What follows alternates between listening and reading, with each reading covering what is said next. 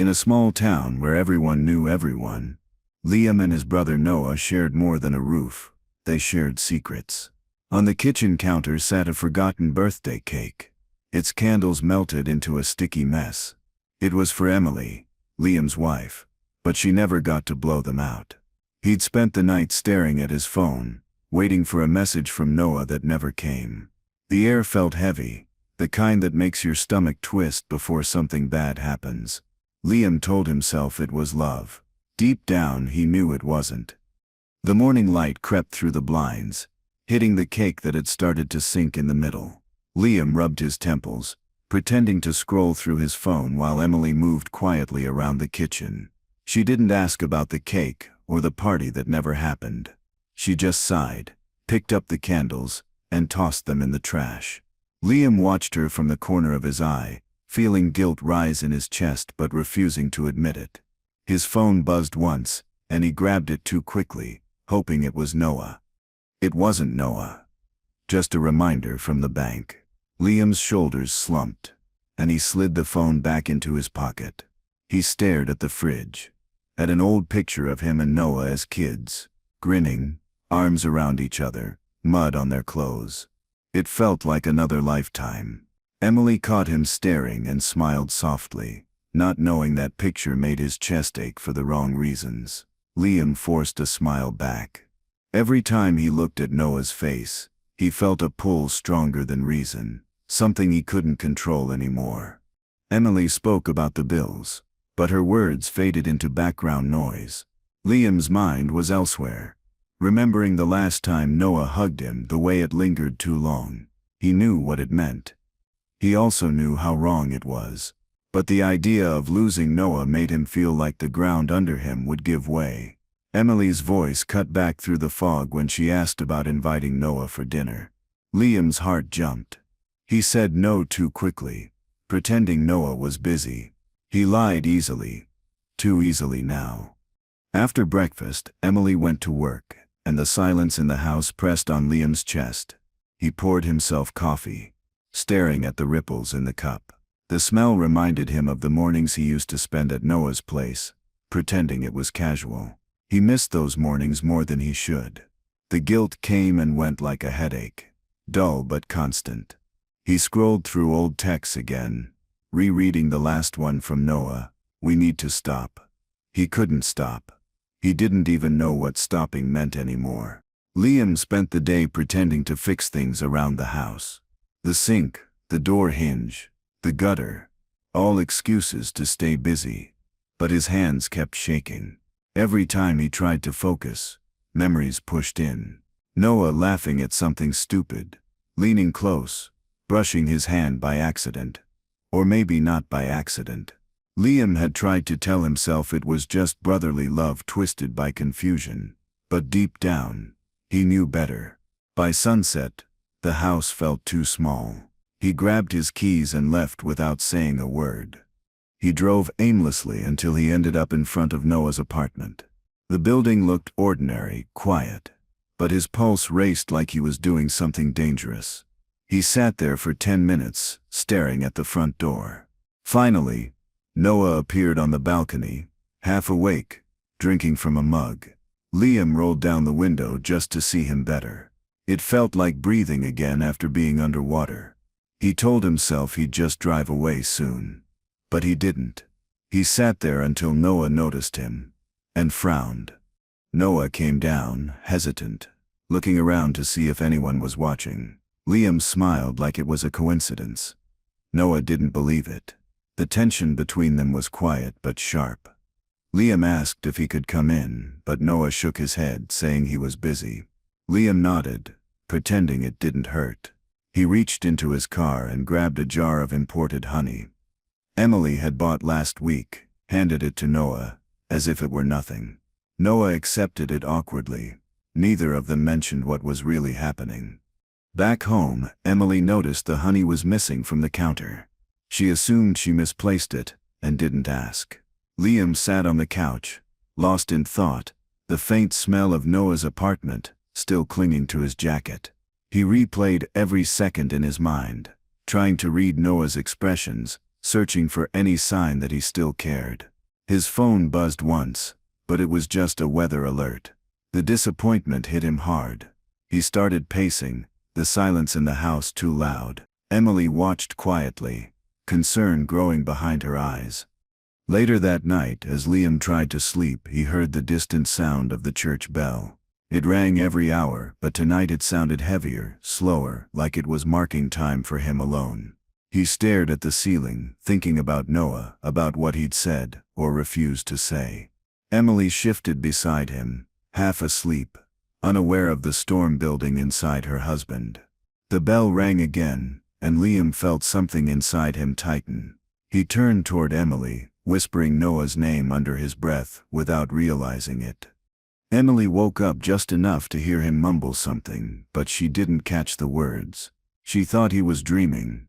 She placed a hand on his arm, but he didn't react. His mind was somewhere else, locked on someone else. She lay there, staring at the wall, a strange unease crawling through her. When she finally drifted back to sleep, Liam slipped out of bed and sat by the window, staring into the streetlight's glow. He felt trapped between guilt and longing, unsure which one would destroy him first. The next morning, Liam tried to act normal. He made breakfast, cracked jokes, kissed Emily's forehead. She smiled, trying to believe the calm was real. But when she left for work, his mask slipped immediately.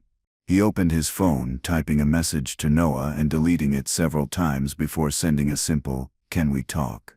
He waited an hour. No reply. He sent another. Still nothing. By noon he couldn't sit still. He threw on a jacket, grabbed his keys and drove off again, heart pounding harder than it should. Noah didn't answer his door this time. Liam waited outside for nearly 20 minutes, pacing the hallway like a restless shadow. When he finally gave up and turned to leave, he noticed the jar of honey still sitting by Noah's door, unopened.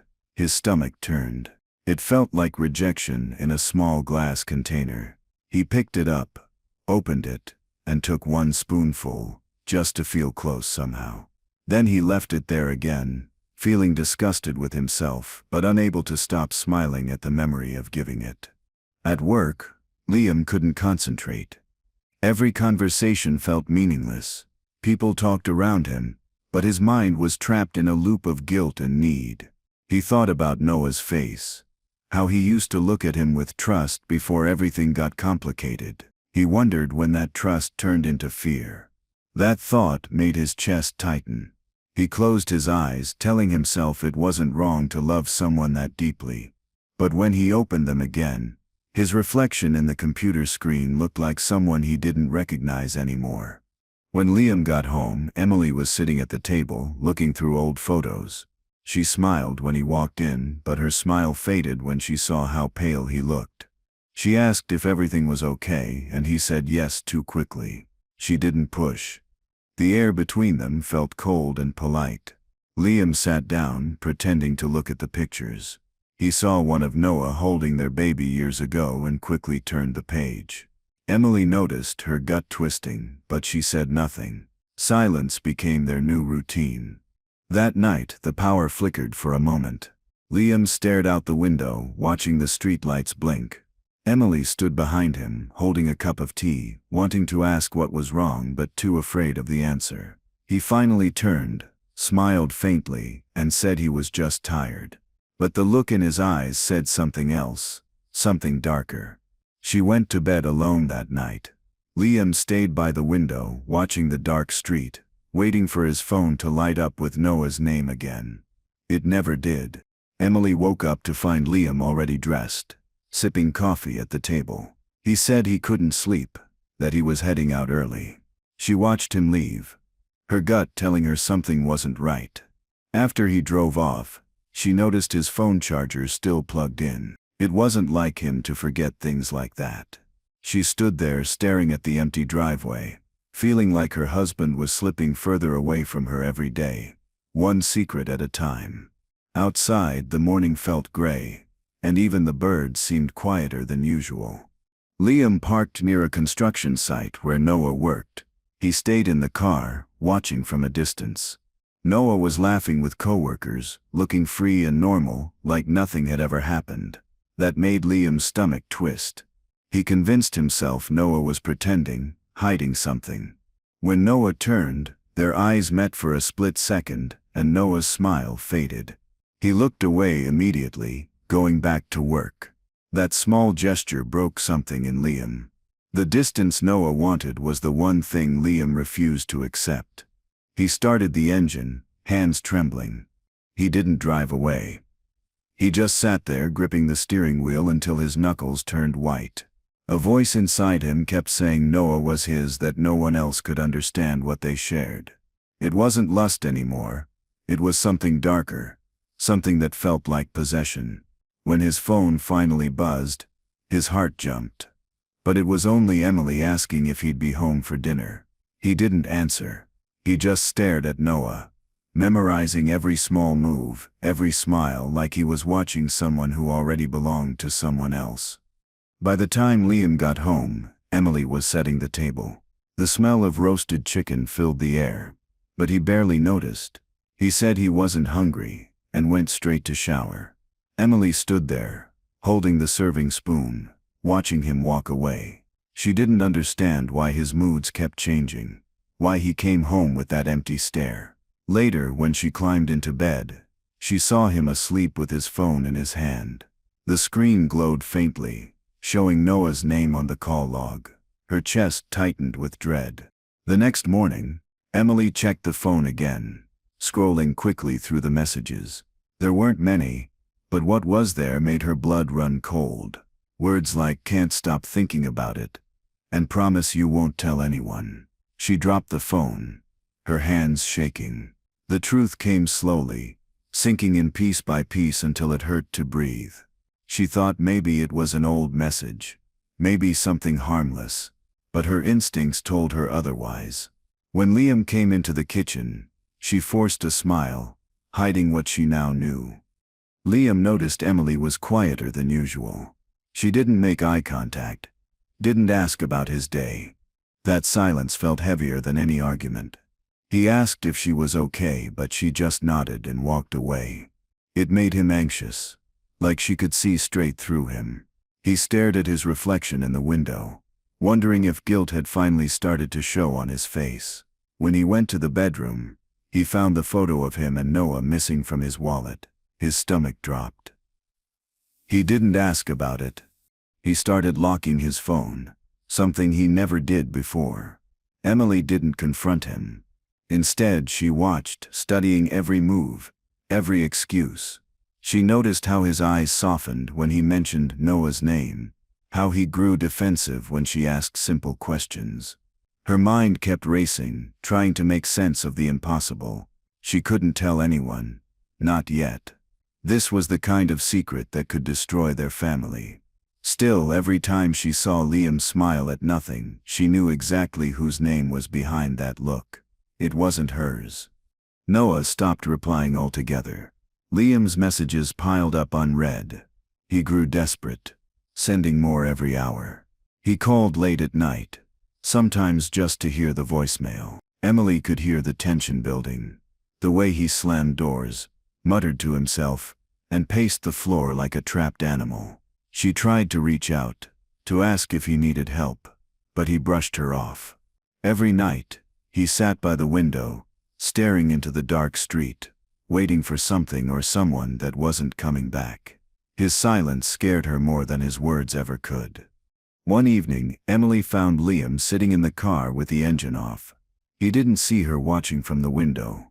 He was gripping the steering wheel, his eyes red, whispering something to himself. When she stepped outside, he quickly pretended to be checking the radio. She asked if everything was okay, and he just nodded. But she could smell the tension in the air like smoke before a fire. That night, she couldn't sleep. She lay awake, staring at the ceiling, realizing her husband was slipping into a darkness she couldn't reach. A few days later, Emily noticed a folded piece of paper sticking out from under Liam's desk drawer. It was an old bus ticket dated 1999, with Noah's handwriting on the back. It said, "For our first trip, just us." Her chest tightened, The words felt too intimate, too personal. She sat on the floor, staring at it, trying to understand how long this had been going on. When Liam came home, she had already hidden the ticket in her pocket. She smiled and asked about his day, pretending everything was fine while her heart raced.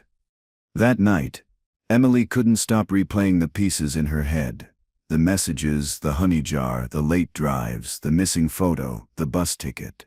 Each clue fit together too perfectly.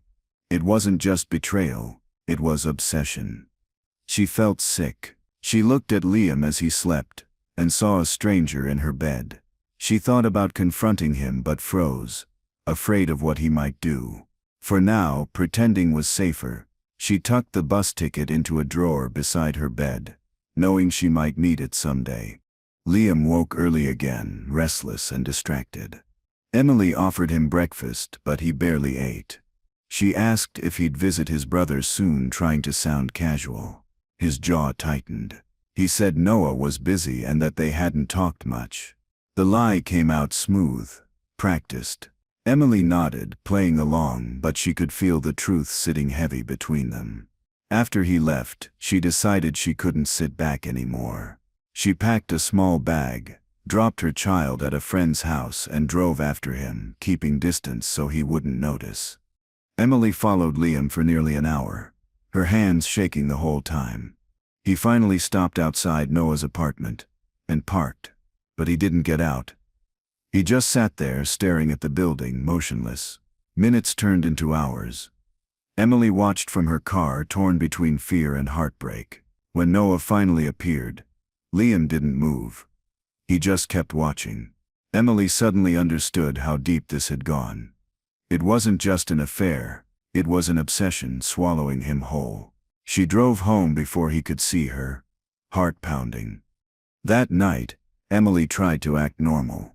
She cooked, cleaned, talked about small things, pretending not to notice the distant look in Liam's eyes. He was there, but not really. He laughed at nothing, smiled at invisible memories. She wondered how long she could live like this. When she asked if he'd seen Noah recently, he said no, but his tone carried something hidden. She forced a laugh and said she was just curious. Later, in the dark, she heard him whisper Noah's name again, and her chest filled with quiet panic. Liam started taking late-night drives almost every other evening. He claimed he was clearing his head. Emily didn't believe him but stopped asking questions. She realized that silence kept her safer. Still, she checked the car mileage each morning, noticing the numbers climb higher. Every new mile meant another lie. One night she peeked into his glove compartment and found Noah's old photo tucked inside. She placed it back exactly as she found it, pretending she hadn't seen it. That secret burned inside her all day, but she didn't say a word. Meanwhile, Noah began seeing someone new, a quiet man from his workplace. Emily saw the news by accident on social media and her stomach dropped. She knew Liam would find out eventually, and when he did, nothing good would come from it. She deleted the post from her feed before he could see it, but she knew it was only a matter of time. That night, Liam came home late, smelling like rain and cigarettes. His hands were trembling, and his eyes were wild. Emily said nothing. The storm had already started. A week later, it finally happened. Liam showed up at Noah's apartment unannounced, drunk and shaking. He shouted from the street, calling Noah's name until lights flicked on across the building. Noah came down, embarrassed and angry. Neighbors stared from their windows, whispering. Emily got a call from someone who saw everything. She rushed there, her heart pounding, but by the time she arrived, it was over. Noah had calmed Liam down, told the police it was a misunderstanding, but something had cracked between them that night, something that couldn't be fixed again. When Liam woke the next morning, he barely remembered what happened. Emily told him quietly, her voice trembling, that he needed help. He said he was fine. He laughed it off, but the laughter sounded wrong. She noticed his hands shaking when he poured coffee. The shame of what he'd done made him colder, quieter. He stopped talking about Noah completely, but the silence was worse. It was the kind of quiet that hides a storm underneath. Emily knew he was planning something. She just didn't know what or when. The house started to feel haunted by tension. Every noise made Emily jump. Every shadow looked like a threat. Liam tried to act normal again, fixing things, smiling more, but she could see through it. The smile never reached his eyes. One afternoon she found him sitting in the dark garage, just staring at old photos. She didn't say a word. She knew confronting him might push him further over the edge. Instead, she closed the door and pretended not to notice. Pretending had become her way of surviving. One night, Liam told Emily they should go out for dinner, something they hadn't done in months. She agreed, hoping maybe it meant things were getting better. But when they sat down at the restaurant, Liam barely spoke. He stared at his phone instead. She watched his thumb hover over Noah's contact. When she asked who he was texting, he said it was work.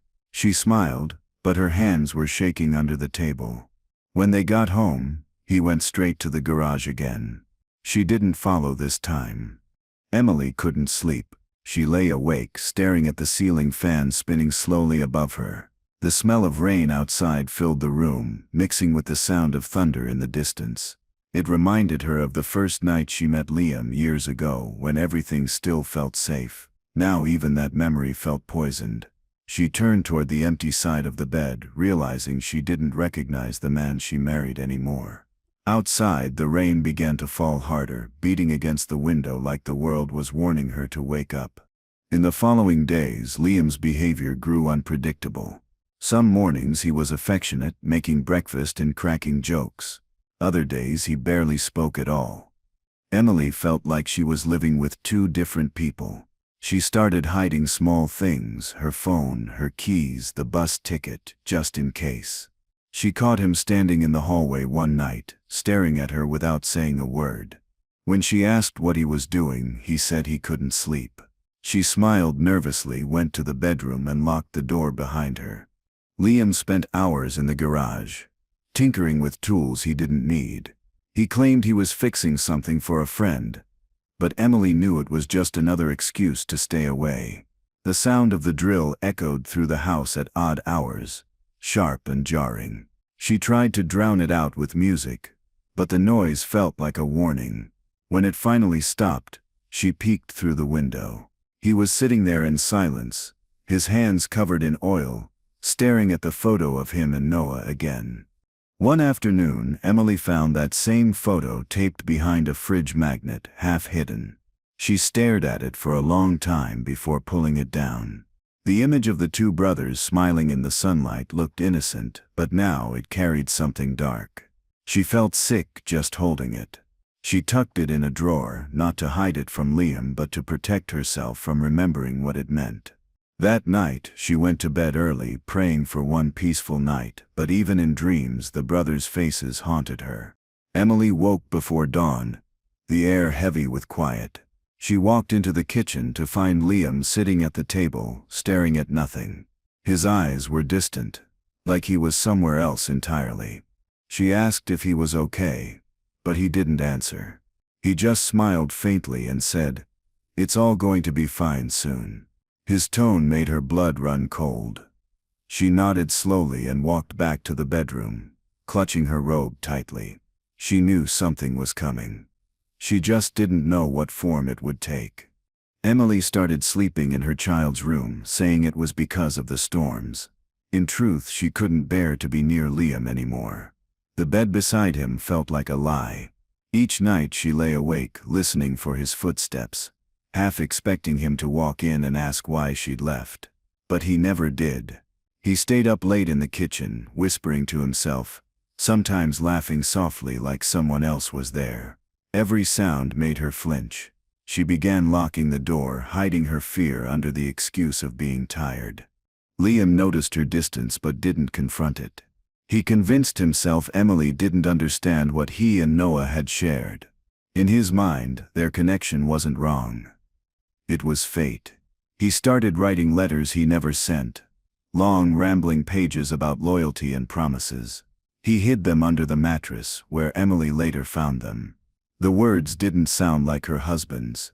They were desperate, almost childlike, filled with phrases about belonging and betrayal. She stopped reading halfway through, trembling. It was clear now. Liam's love wasn't love at all, it was obsession turned dangerous. Noah stopped coming to town. Word spread that he was seeing someone new. Liam found out from a mutual friend at work, and something inside him broke. That night he drank until his vision blurred. He called Noah over and over, leaving messages that started calm and ended in rage. The next morning he deleted them all, pretending nothing happened. Emily saw him smiling over coffee, pretending everything was normal, and felt her stomach twist. She realized he was losing control, and she didn't know how to stop him without setting him off. By the end of the week, Liam had called in sick to work. He stayed home, pacing, muttering to himself, checking his phone every few minutes. Emily tried to keep her distance, taking care of their child quietly. The house felt like it was shrinking, every room heavy with tension. When she finally asked what was wrong, he said he just needed time to think. His tone was sharp enough to make her step back. That night, she found him sitting in the dark living room, staring at his phone, waiting for a message that would never come. Emily's fear turned to dread when she saw Liam sitting in Noah's car one night. She had gone to drop off a friend when she spotted his jacket through the window. He didn't notice her watching from across the street. He sat still for a long time, running his fingers over the steering wheel like it meant something sacred. The sight made her chest tighten. She drove home in silence, knowing this wasn't just heartbreak, it was delusion. She locked the doors, turned off the lights, and prayed he wouldn't bring that darkness back with him. The next morning, Liam acted like nothing happened. He kissed her forehead and talked about groceries as if the night before had been a dream. Emily forced herself to smile, wondering how much longer she could live like this. Every gesture felt rehearsed, like he was performing the part of a husband he no longer remembered how to be.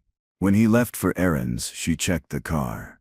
The seat was damp, smelling faintly of Noah's cologne.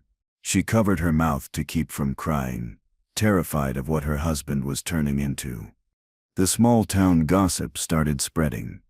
People whispered that the brothers had fallen out over money or family business.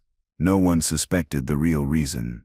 Emily overheard two neighbors talking at the grocery store, their voices low but sharp. She left her cart behind and walked out before they saw her. Back home, she closed all the blinds and sat on the couch, shaking. Her secret had become its own prison. She couldn't tell anyone, not even her closest friend. The shame wasn't hers, but she carried it like a weight that wouldn't lift. Late one night, the phone rang. It was Noah. His voice was quiet, strained. He asked if Liam was home. Emily said yes. He hesitated, then told her he was leaving town soon, that it was better for everyone. She wanted to ask where he was going, but he hung up before she could. The call lasted less than a minute, but it changed everything. Emily stood there, holding the phone, feeling the weight of what was coming. She knew if Liam found out, he'd never let Noah leave alive. The next morning, Emily couldn't focus on anything. She burned breakfast, forgot to feed the dog, and jumped at every sound. She thought about warning Noah but didn't know how. When Liam came into the kitchen, she froze, half expecting him to mention the call. He didn't.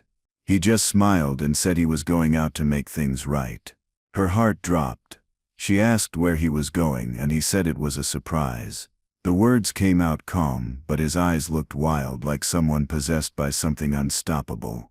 That afternoon, Emily sat by the window, holding her child close as rain began to fall. The steady rhythm of droplets against the glass should have been calming, but instead it filled her with dread.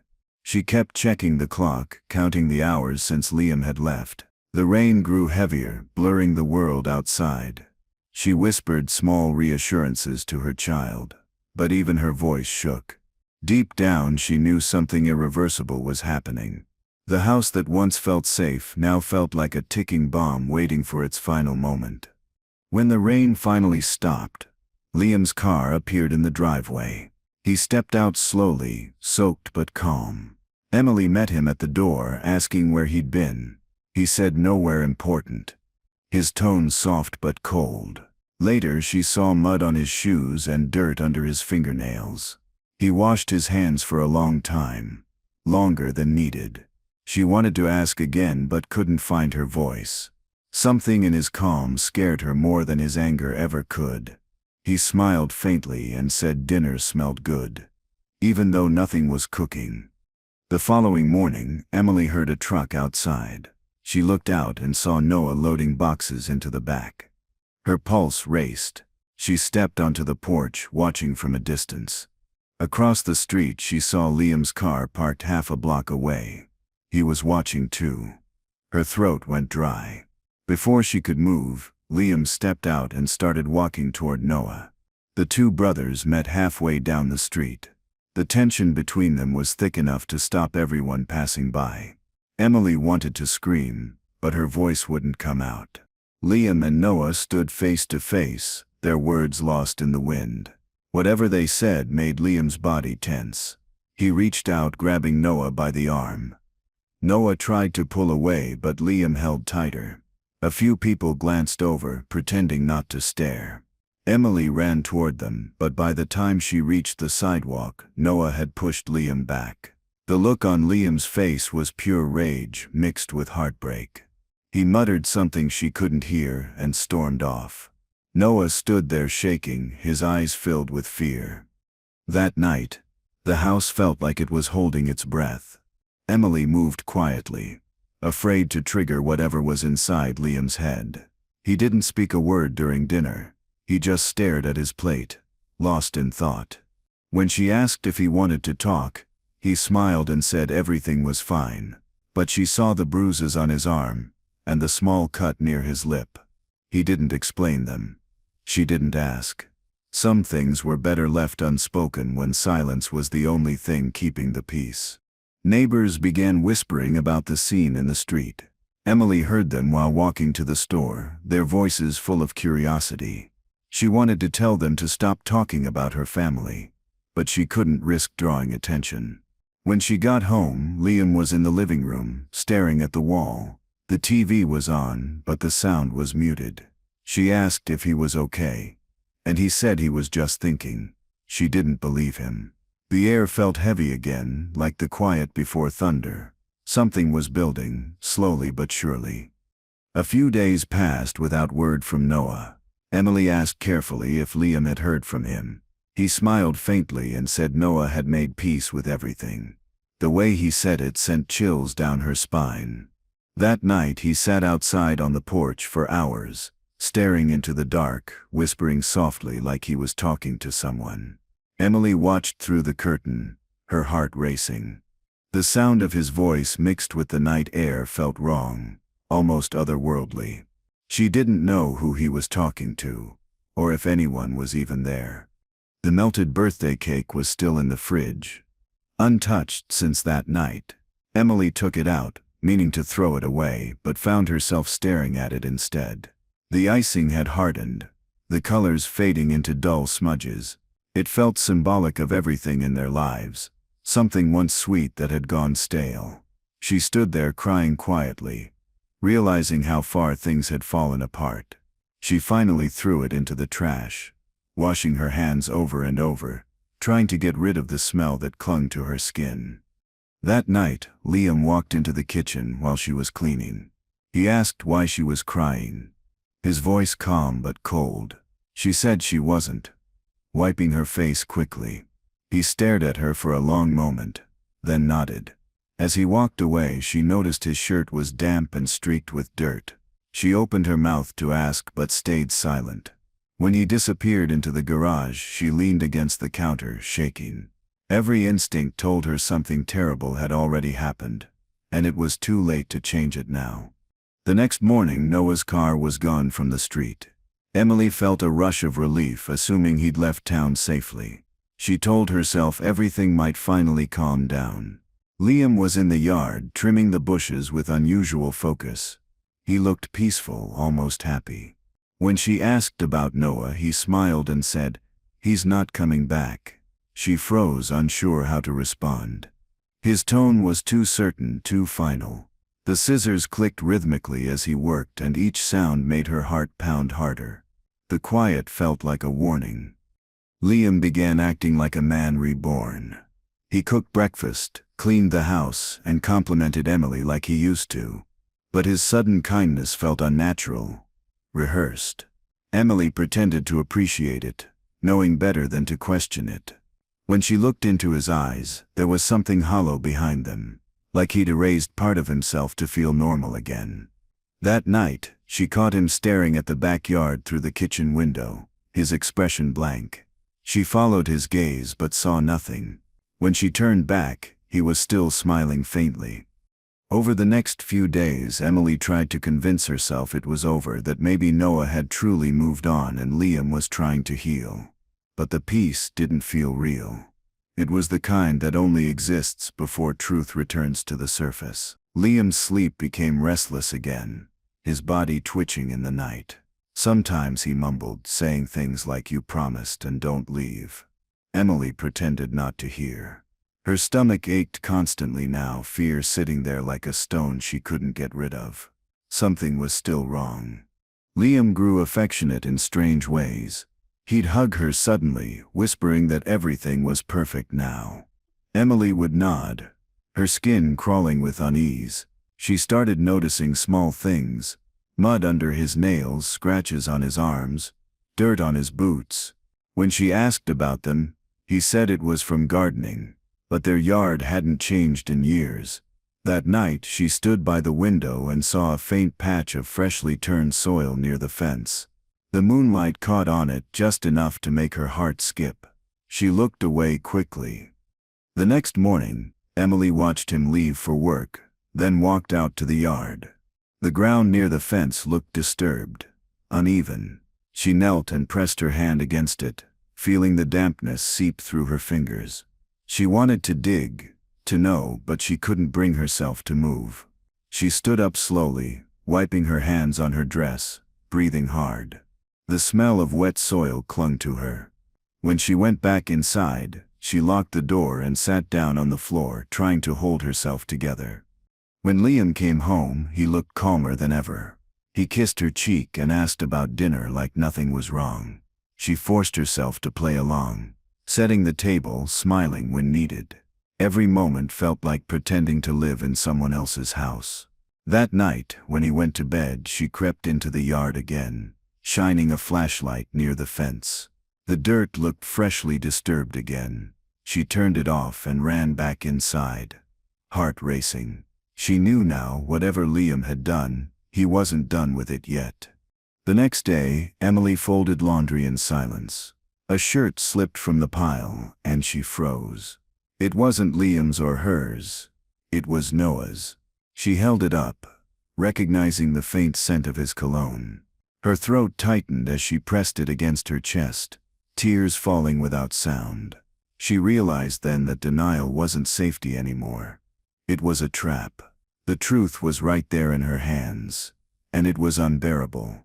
She folded the shirt carefully, tucked it into a drawer, and whispered a promise to herself to survive whatever came next. That night, Emily couldn't sleep.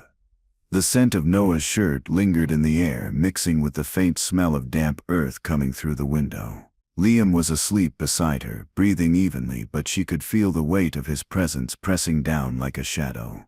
Every small sound made her flinch. The creak of the floorboards, the hum of the fridge, even her own heartbeat. When she finally drifted off, she dreamed of Noah standing by the fence, covered in dirt, reaching out his hand but saying nothing. She woke up shaking. The next morning, the police knocked on their door. Emily froze, the sound like thunder in her chest. Liam answered calmly, greeting the officers as if it were a casual visit. They asked a few questions about Noah, when he was last seen, whether they'd spoken. Liam smiled politely and said Noah had left town, that he'd helped him pack. Emily stood behind him, silent, her palms slick with sweat.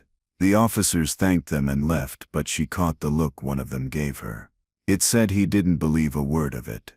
When the door closed, Liam turned to Emily with a strange smile. He said everything was fine, that people just liked to worry too much. She nodded, pretending to believe him, but her heart wouldn't slow down. He went back to trimming plants outside like nothing had happened. She watched through the window, every movement of his hands making her skin crawl. It was as if he was performing normalcy for anyone watching, while underneath it all, something monstrous sat just beneath his calm expression, waiting for another reason to surface. The following day, Liam didn't go to work. He stayed home, pacing, watching the news for any mention of Noah. None came. Emily moved carefully around him, like someone living beside a wild animal. At lunch he asked her if she felt better now that everything was settled. The words made her throat close. She smiled weakly, trying to hide her panic. That night, she checked the backyard again, shining her phone's flashlight through the window. The dirt patch was wider now. She couldn't tell if that meant he'd buried more or uncovered something. Emily's fear turned into quiet resolve. The next morning, while Liam showered, she slipped his phone from the nightstand and took photos of his messages and call logs. Most of Noah's texts were deleted, but timestamps remained evidence of how often he'd reached out. She hid the phone back just as he came out. He smiled, unaware. When he kissed her goodbye before leaving for errands, she almost told him not to come back. But fear stopped her. She watched his car disappear down the street, realizing this was her only chance to act. Emily drove straight to the police station, hands trembling on the steering wheel. She told them Noah was missing, and that she suspected foul play. The officer, taking her statement, listened quietly, scribbling notes. When she mentioned her husband, the man's eyes sharpened slightly. He asked if she felt safe at home. She hesitated before answering. Finally, she said she didn't know anymore. They promised to look into it. When she walked out, her knees almost gave way. For the first time she'd said the truth out loud, and that made it real. When Liam came home that evening, Emily could tell he already knew. Maybe someone had called him, or maybe he just sensed her fear. He was quiet. Too quiet. He set down his keys and stared at her for a long moment. Then he smiled and said dinner smelled great, though nothing was cooking. She stood frozen, nodding, pretending not to notice his tone. The air felt charged, heavy. That night, she slept with her child beside her, the door locked, and a kitchen knife hidden under the pillow just in case. 2 days later, detectives returned with a search warrant. Liam acted calm, even joked about how dramatic it all was. Emily stood by the doorway, holding her child, watching as officers moved through the house. They searched every room, every drawer, every corner. When they reached the backyard, Liam's composure began to crack. His hand twitched slightly, jaw tightening. Emily saw it, the first flicker of fear behind his calm mask. The officers began digging near the fence, the same patch of disturbed soil she'd been staring at for weeks. Her heart raced painfully fast.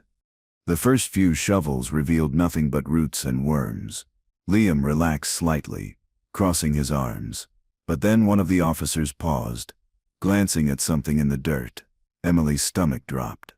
They kept digging, slower now, the air around them thick with tension. Liam took a step forward, pretending curiosity, but an officer stopped him. Moments later they pulled out a plastic-wrapped object, muddy but unmistakable. A phone. The screen was cracked, but she recognized the wallpaper instantly. It was Noah's. Liam's calm face finally cracked as he looked at it. The officer asked Liam to step aside. His voice stayed polite, but firm. Liam tried to laugh it off, saying Noah must have dropped it during a visit. No one laughed. Emily clutched her child tighter, stepping back from the door as the police spoke quietly into radios. Liam's expression shifted. First confusion, then anger, then something else entirely. He looked at Emily, and for the first time she saw it clearly. There was no guilt in his eyes, no regret, just ownership, as if he still believed Noah belonged to him. even now. As more officers arrived, neighbors gathered outside, whispering and pointing. The sight of police cars flashing red and blue across the lawn made Emily's knees weak. Liam stayed unnervingly calm, answering questions with a steady voice. He asked for water, even smiled at the younger officer. But when they mentioned taking him to the station, his hand twitched again. Emily saw it, that tiny crack of panic he couldn't hide. He turned toward her, almost smirking, and said everything would make sense soon. The words chilled her. Nothing about this would ever make sense again. Inside the house, officers searched the basement next. Emily stood frozen in the hallway, hearing their boots against the wooden floor. The basement door creaked open, and the smell of earth and mold rose up. Liam tried to walk toward it, but an officer blocked him. He laughed, saying he just wanted to help. Moments later, they found muddy footprints leading back up the stairs. Emily felt faint, gripping the wall to stay upright.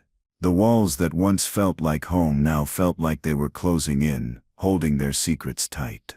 As the digging continued, the quiet hum of conversation outside turned to sharp whispers. Emily couldn't hear what was found, but she didn't need to. The air changed. The officers' faces grew tense. Liam's smile faded completely, replaced by a distant look, like someone watching a movie of their own life. Emily turned away before they could say it aloud. She didn't want to hear the words. She knew what they'd found. Her vision blurred as she held her child close, her heart breaking for both brothers, one buried, the other lost long before that night. They escorted Liam toward the patrol car as more neighbors gathered. Cameras flashed and voices filled the air. Emily stayed by the door, numb. Liam glanced back once, his face unreadable. There was no struggle, no shouting. He just walked, calm and collected, as if he'd been waiting for this. The moment the door shut behind him, Emily finally exhaled. The sound came out as a sob. The flashing lights painted the front of the house red and blue, over and over, until the whole scene looked like something out of someone else's nightmare. When everyone was gone, Emily sat at the kitchen table, unable to move. The house was quiet again, but it didn't feel peaceful. It felt hollow. She looked around at the mess. Muddy footprints, open drawers, papers scattered everywhere. She made herself a cup of tea, though her hands shook so badly she spilled half of it. The clock ticked loudly in the silence. She took a small sip and stared out the window toward the backyard. The rain had started again, soft and steady, washing over the place where the truth had finally surfaced. The next morning, detectives came back with more questions. Emily answered what she could, her voice barely steady. They told her Noah's body had been found not far from the fence line, buried shallowly, wrapped in a sheet. She didn't cry then. She couldn't. The numbness was too deep. When they left, she sat in the living room, staring at the wall. The smell of damp soil seemed to cling to everything now. She closed her eyes and tried to imagine Noah smiling again, alive somewhere, but her mind refused to let her believe it. News spread fast through the town. By afternoon, reporters were at the gate shouting questions. Emily closed the blinds and ignored the phone ringing non-stop. She didn't owe anyone her pain. She sat on the couch, holding her child's favorite toy, and wondered how life had become this. Once, her biggest worry was whether Liam would remember to buy milk. Now her home was a crime scene. Her husband a murderer. The thought hit her like a wave, leaving her breathless. She pressed her forehead against her knees and cried quietly for the first time. When night came, Emily walked into the backyard alone. The police tape fluttered in the wind, glowing faintly under the porch light. She stood there barefoot, the cold dirt pressing against her feet. It felt wrong to stand on the same ground where Noah's life had ended. She whispered an apology to the air, unsure who she was apologizing to anymore. Noah herself or even Liam. The rain started again, light at first, then heavier. She didn't move. She let it soak her hair, her clothes, her skin. as if it could wash any of this away. Days blurred together after that. Investigators came and went. Friends dropped off food she never touched. The fridge filled with casseroles and unanswered notes.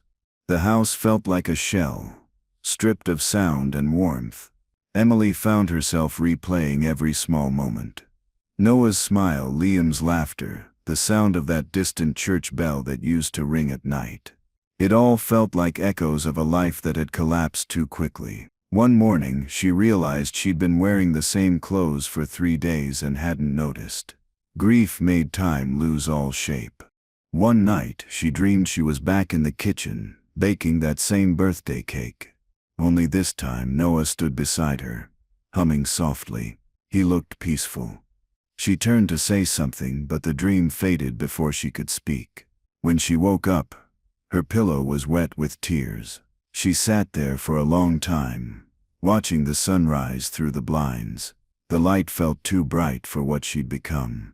Somewhere inside her, a small voice said she should leave the house soon before the memories swallowed her completely. The court hearings began quickly. Emily had to attend, sitting only a few feet away from Liam as the lawyers spoke. He didn't look at her, not once. His face stayed blank, calm, detached. When the prosecution showed photos of the yard, Emily felt her stomach twist. Every detail was a reminder of what she'd ignored for too long. When it was her turn to testify, she spoke softly, her words trembling but clear. She told them what she knew, what she'd seen, and what she'd feared. Each word felt like breaking glass. After court, reporters waited outside again. One of them asked if she forgave him. She didn't answer. How do you forgive something like that? She went home and sat in her car for a long time, staring at the house she used to love. Inside, it smelled like dust and bleach, but under that she could still smell the faint sweetness of the honey jar from months ago. It made her stomach turn. She realized forgiveness wasn't what she needed, it was distance. So she began planning her move, piece by painful piece. A week later, she started packing. She donated clothes, boxed up old toys, and threw out anything that reminded her of the past. Every drawer held memories she didn't want to keep. Receipts, photos, notes. When she reached under the bed, she found the stack of letters Liam had written to Noah, the ones he never sent. She read one, just one. It ended with the words, "You can't leave me. We promised." Her hands shook as she tore it in half. She didn't stop until every page was gone. It felt like breathing again. When moving day finally came, the house felt eerily calm. The new owners would arrive next week, but Emily didn't look back once. As she closed the door, she drove through the quiet streets of their town, past the church, past the bakery, past the places that had once meant something. The bell rang faintly in the distance, just like before. She gripped the steering wheel tighter, whispering a small goodbye. For the first time in a long while, the air outside didn't feel like it was watching her. It felt like freedom. Emily moved into a small apartment near the city, away from the noise of gossip and memory. The space was quiet, clean, and smelled of new paint. Her child laughed again for the first time in weeks, and that sound made her cry. She sat on the floor, surrounded by boxes, unsure of what came next but grateful to still be breathing. Outside, rain began to fall softly, tapping the windows like an old friend. She took it as a sign that maybe, just maybe, life could start again from here. In the weeks after the trial began, Emily's life felt like it was split in two before and after the truth. Every morning she woke up to the same thought that Liam had once slept beside her with blood on his hands. She tried not to think about it, but it clung to her like dust.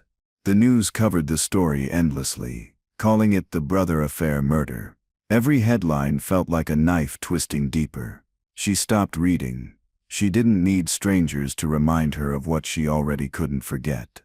During one hearing, the prosecutor showed the evidence found in the yard.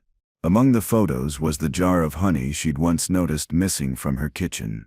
It was cracked, the label faded, and inside they found soil and a fragment of Noah's keychain. Emily's throat tightened as she realized how small details had connected all along. That jar had been the quiet witness to everything, guilt wrapped in sweetness. Liam didn't look up while they showed it. He just sat there, still and empty, as if even he didn't recognize what he'd done anymore. The day she testified was the hardest. She stood before the courtroom, hands trembling, eyes fixed on the floor. She told them what she'd seen, what she'd feared, and how she'd stayed silent for too long.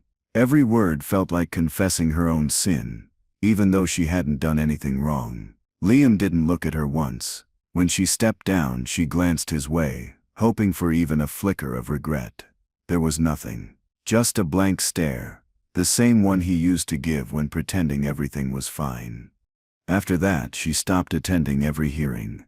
Her lawyer kept her updated, but she couldn't keep reliving it.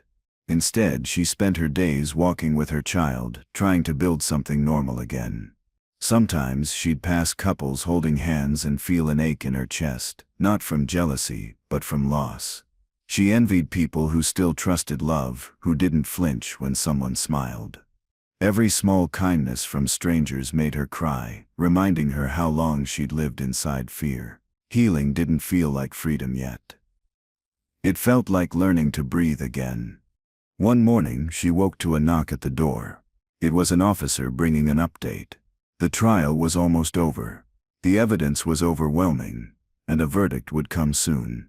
Emily thanked him quietly, her hands shaking. After he left, she sat on the floor staring at her reflection in a nearby mirror. She looked older, thinner, someone she barely recognized. Behind her eyes was a sadness that didn't fade. She thought about Noah, about Liam, about how both had been taken by the same twisted idea of love.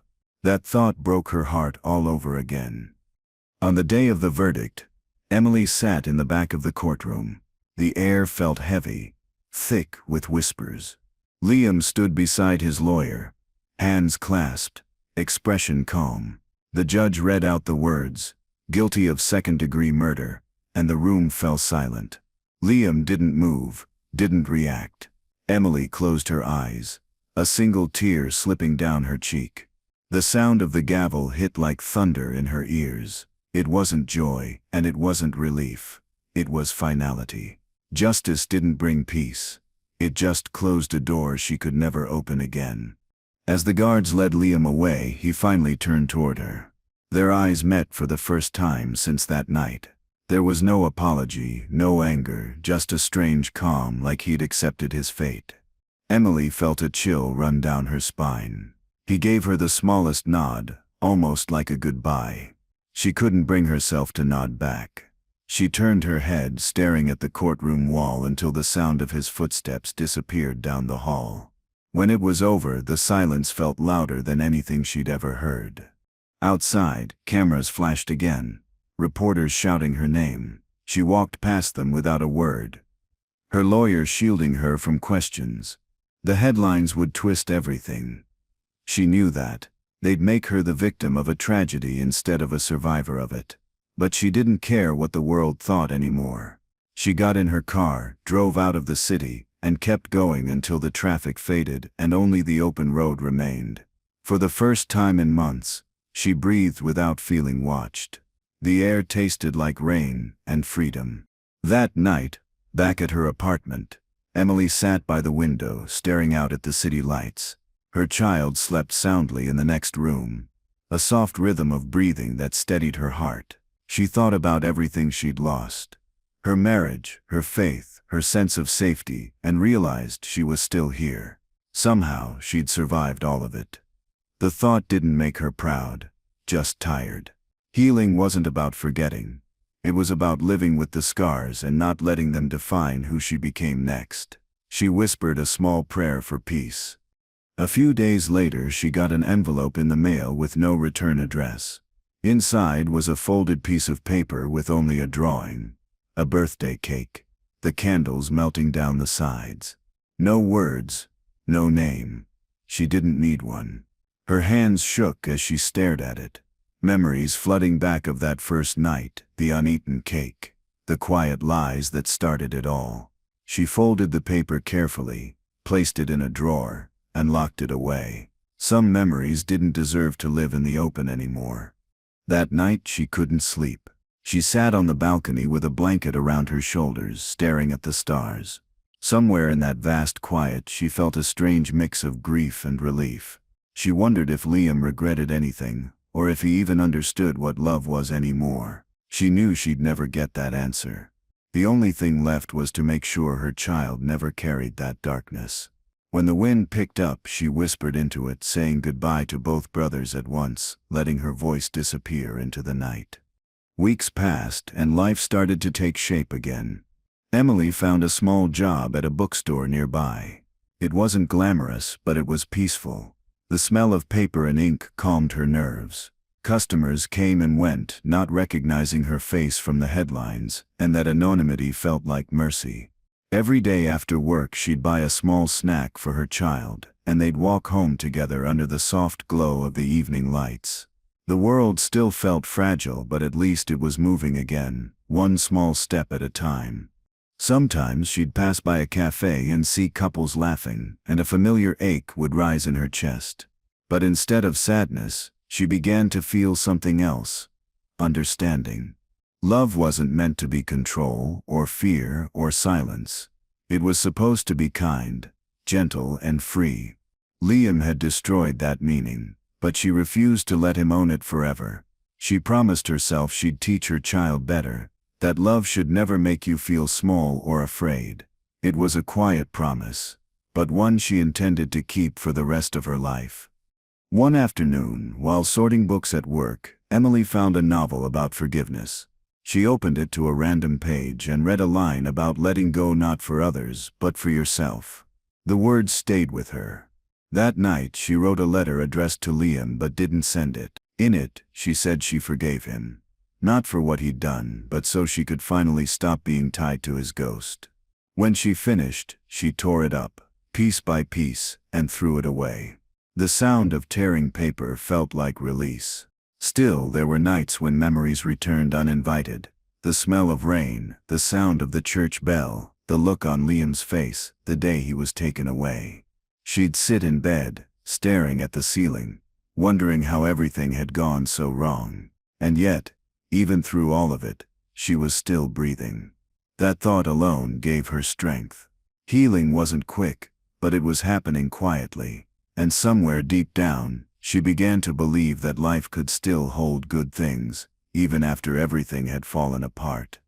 If you're wondering how far a person can go when love turns into control, stay tuned, the rest will shake you. Months later, she received another letter from the prison. This one had Liam's handwriting on it. She didn't open it at first. It sat on her counter for days, haunting her every time she walked by. Finally, one night, she tore it open. Inside, there were no apologies, no explanations, just a small piece of paper with 2 words: still love. She stared at it for a long time, then burned it in the sink, watching the flame curl the edges until it was gone. The ashes washed down the drain like dust. After that, she decided she would never read another letter from him again. She changed her address and stopped looking for closure. Instead, she focused on rebuilding. Her child started preschool, their laughter filling the apartment with warmth she hadn't felt in years. Emily found small joys in ordinary things: morning coffee, clean sheets, a quiet home.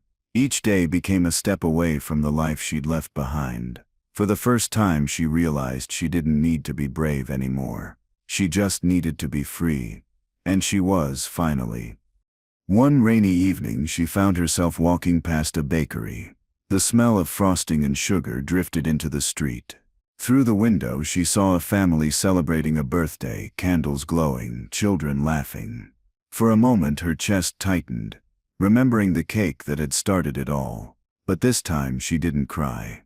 She smiled softly, realizing the past no longer owned her. She walked inside, bought a cupcake, and sat near the window, savoring each bite slowly.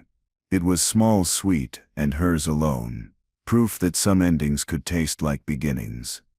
At home that night, Emily tucked her child into bed and lingered by the door, watching them sleep. The gentle rise and fall of their breathing reminded her why she'd fought so hard to survive. Love didn't have to be perfect to be real. It just had to be safe. She sat on the edge of the bed, brushed a strand of hair from her child's forehead, and whispered that they were free now. For the first time in a long while, those words didn't feel like a lie. They felt like truth. The next morning she went through an old box of belongings she'd kept hidden away. Among the papers and photos was Noah's old bus ticket, the one she'd found months before.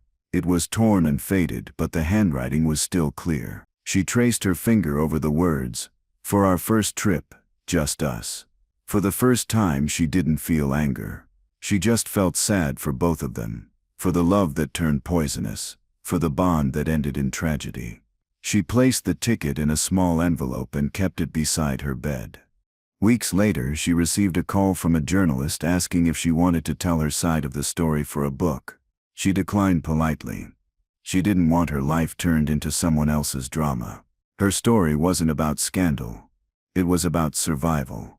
After hanging up, she took a walk outside, feeling the breeze brush against her skin. The world kept moving forward, and she decided she would too. The past was heavy, but it didn't have to be carried forever. Some pain was meant to be left behind. She started attending a small support group for people who had survived domestic abuse and loss. Listening to others helped her feel less alone. When it was her turn to speak, she hesitated, then said simply that she had learned love without control was the only kind worth keeping. The room was silent for a moment. Then people nodded. It was the first time she'd said it out loud, and it felt like reclaiming her voice. That night she walked home under the streetlights, feeling lighter than she had in years. Time moved gently after that. Months turned into a year. Emily found new routines, new peace. She painted her apartment, changed her hair, and even started laughing again. Every small step felt like a quiet rebellion against the past. On some nights, she still dreamed of Noah, but his image no longer frightened her. He always stood in sunlight now, not shadows. It was as if somewhere he'd finally found peace too. She woke up from those dreams smiling instead of crying. Healing had finally stopped feeling like punishment. One evening, while cleaning a shelf, Emily found a small glass jar tucked behind an old book. Inside it was a ring she didn't recognize at first, until she remembered the police saying Noah's was never found. Her heart skipped. She held it in her palm, the metal cool and heavy. It must have been packed by mistake when she moved. For a long time she just stared at it, unsure what to feel. It wasn't fear this time, it was closure, unexpected but real. She decided she'd know what to do with it tomorrow. The next morning, Emily took the ring to a nearby park. The air was crisp, and the trees swayed softly. She dug a small hole under a tree and placed the ring inside. She whispered a quiet goodbye, not just to Noah but to everything that had chained her to that story. As she covered it with soil, the wind blew gently against her face. For once, she didn't cry. She just breathed deeply, feeling the weight lift. When she walked away, the world felt open again, like she was stepping into a new beginning. That night, Emily dreamed of the tree where she buried the ring. In her dream, the branches glowed faintly, swaying under soft moonlight. She felt Noah there, not as a ghost, but as peace itself. When she woke, the feeling lingered, a strange calm she hadn't felt in years. The apartment was quiet, sunlight spilling gently through the curtains. Her child stirred in the next room, murmuring softly in sleep. For the first time, the silence didn't frighten her. It just felt like morning, like life was still possible after everything had burned down. A few weeks later, Emily visited the tree again. The ground had already settled, the soil blending naturally with the grass.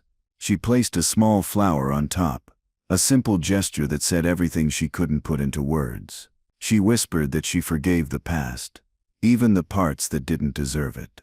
The wind moved gently through the leaves, almost like a reply. She stood there a long while before turning away.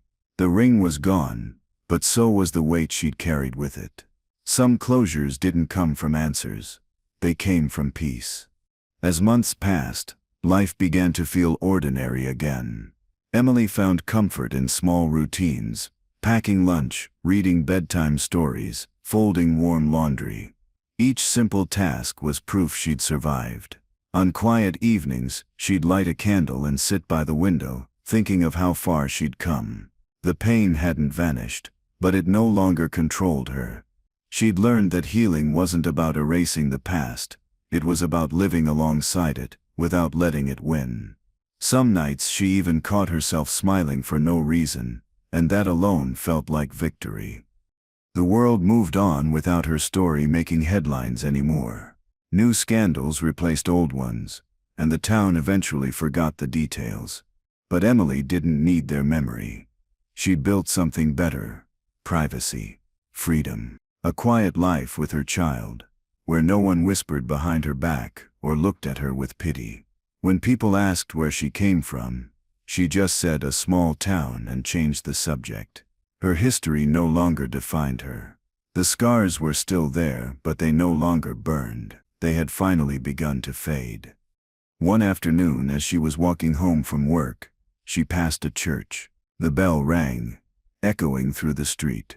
For a moment it froze her in place, memories rushing back. Then she smiled faintly. The sound no longer carried dread. It just sounded like what it was, a bell marking time.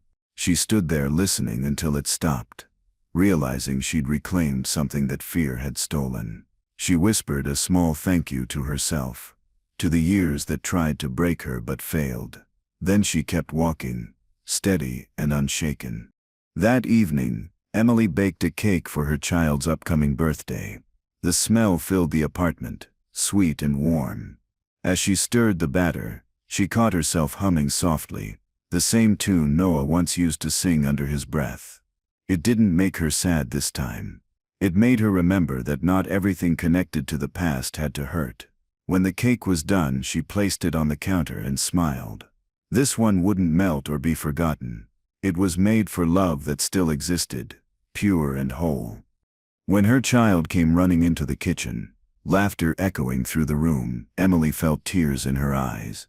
She lifted them up, spinning until they both laughed breathlessly. The walls that once held so much pain now echoed with joy. She realized then that love could still live in her home. It just looked different now. It was quieter, safer, more real. As they blew out the candles together, she made no wishes. She didn't need to. Everything she'd once begged for, peace, safety, forgiveness, was already here in that moment. Later that night, after her child was asleep, Emily sat by the window again. The moon hung high, silver and soft. She thought of Liam, wondering if he still dreamed about the life he destroyed. Maybe he did, maybe not. Either way, she no longer wished him harm. What he'd done had already punished him more than any prison cell could. She'd learned that some souls trap themselves far worse than walls ever could. She whispered a quiet goodbye to his memory, then turned off the light and let the night stay peaceful. The following week, Emily received another envelope with no sender. Her hands trembled slightly as she opened it. Inside was a short note written in careful handwriting. "Liam's again," it said. "Do you still think of me?"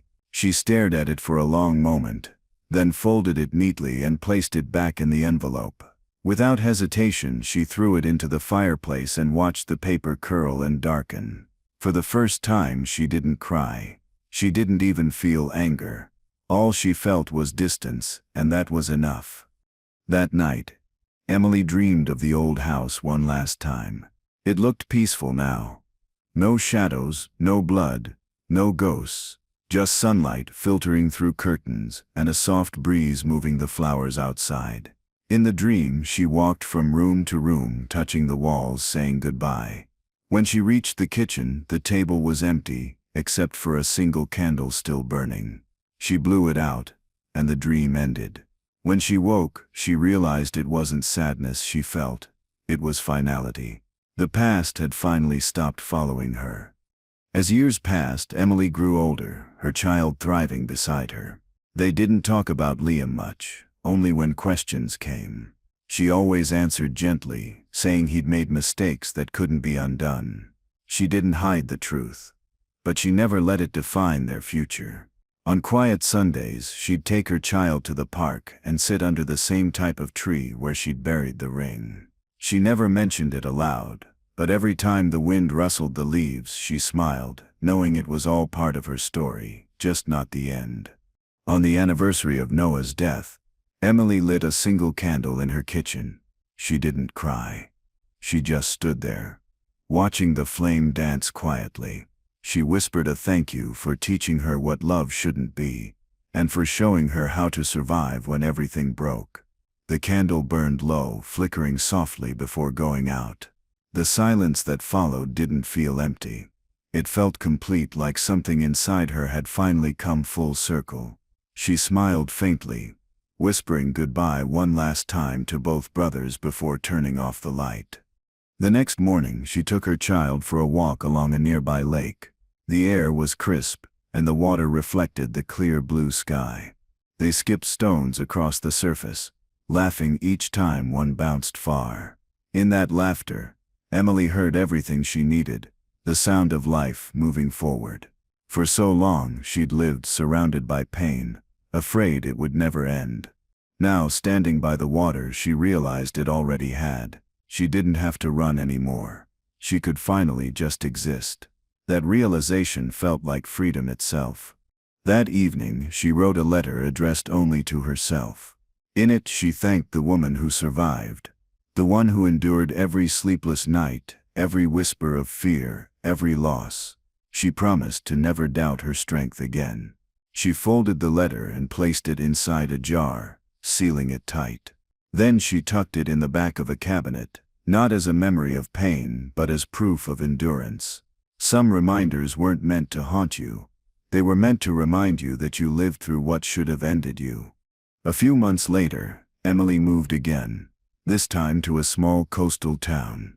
The sea air was different. Clean, open, alive. She opened her windows wide each morning to let the wind rush in. The salt smell clung to her clothes and hair, and she loved it. Her child made friends quickly, their laughter echoing over the waves. Emily took up baking again, not as a way to fill the silence, but simply because it brought her peace. She realized life didn't need to be perfect. It only needed to be hers. One evening, she stood on the beach watching the sunset paint the water in shades of gold and red. The horizon looked endless. She thought of everything she'd lost and everything she'd gained, and for the first time both felt equal. The sea breeze wrapped around her like an embrace. She whispered a small prayer, not for forgiveness or memory but for tomorrow. As the sun dipped below the waves, she smiled, feeling her heart lighter than it had been in years. The past was behind her now, and the future finally felt open. That night, she tucked her child into bed in their new home. The ocean hummed softly outside, steady and calm. She sat by the bedside for a while, watching their tiny chest rise and fall. It reminded her that every ending she'd feared had only been a beginning she hadn't yet recognized. She kissed their forehead, whispered goodnight, and turned off the lamp. As she stepped out, she realized the silence that followed wasn't heavy anymore. It was peaceful. It sounded like healing. It sounded like the rest of her life beginning again. In the months that followed, Emily found herself laughing more often. She made new friends, grew a small garden, and hosted dinners where the sound of laughter filled the space once haunted by silence. Sometimes she'd think of Noah and Liam, but their faces didn't bring pain anymore, only lessons. Pain had once defined her story, but now it was just a chapter, one she'd already closed. Every day she lived beyond. It was proof that even broken people could build something whole again, piece by piece, in their own quiet way. One morning, Emily woke to her child's laughter spilling through the apartment. They'd made breakfast, messy but joyful. Pancakes burned on one side, syrup dripping everywhere. It was chaos but beautiful. She laughed until tears came. realizing how far they'd both come. They weren't just surviving anymore. They were living. As they sat together at the table, sunlight streaming in through the window, she felt an overwhelming wave of gratitude. Life hadn't been kind, but it had given her a second chance, and she'd taken it with both hands. Years later, Emily grew older, her child now nearly grown. They still lived near the sea where every sunset painted memories on the water. One evening she sat alone on the porch, watching the waves roll in. She thought of everything that had brought her here, the pain, the fear, the forgiveness. It all seemed like someone else's life now, distant and quiet. She closed her eyes and listened to the sound of the ocean. It was steady, endless, and kind. She smiled softly, knowing she had finally found peace within herself. On her child's next birthday, Emily baked another cake, simple and bright with candles.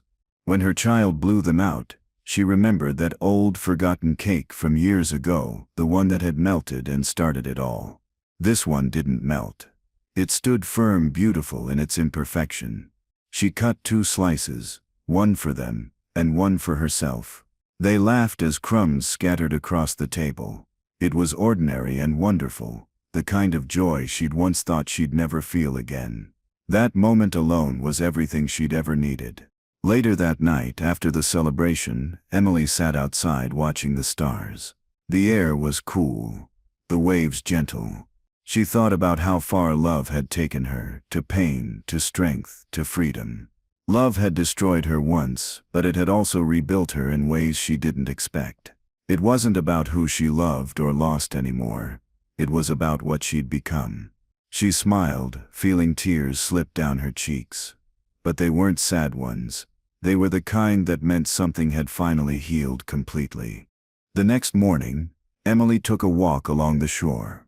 The wind tangled her hair, and the sand shifted under her feet. She looked out at the horizon and thought about the years ahead.